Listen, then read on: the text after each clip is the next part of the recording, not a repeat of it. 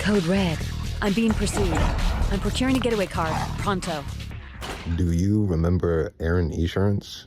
Because for a weird patch of early internet history, an insurance company didn't just have a mascot. They had an anime girl. No, seriously.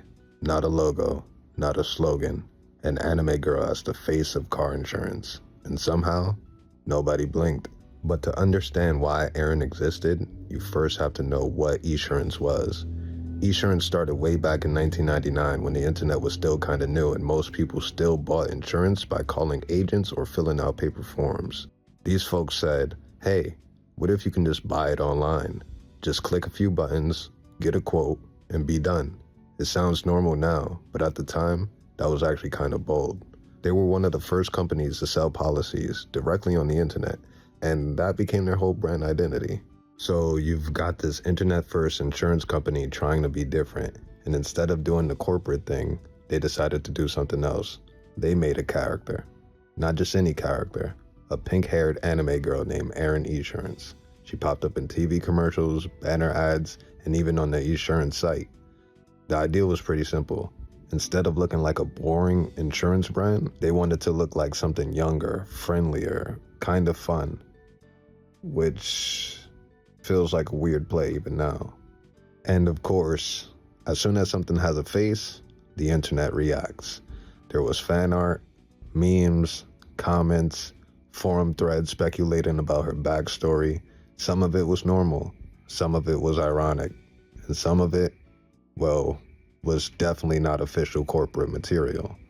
This is one of those unwritten internet rules. Once you give something a personality, people will do weird things with it.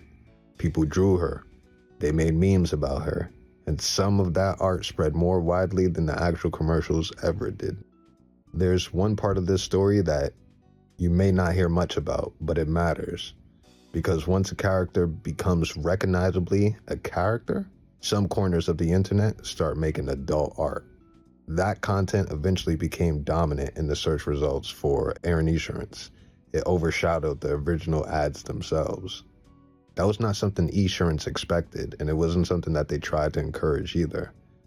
But this was the internet, and that's what the internet does.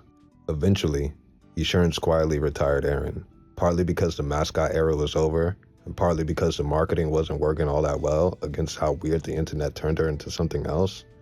In 2011, Esurance was also bought by Allstate, a much bigger insurance company, and the brand shifted. Instead of anime mascots, they started using real people and a more straightforward style.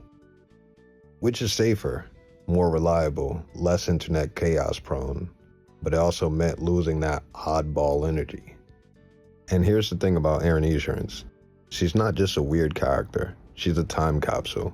She tells us about a moment when the internet was small enough, odd enough, and enthusiastic enough that a car insurance company ad could turn into culture.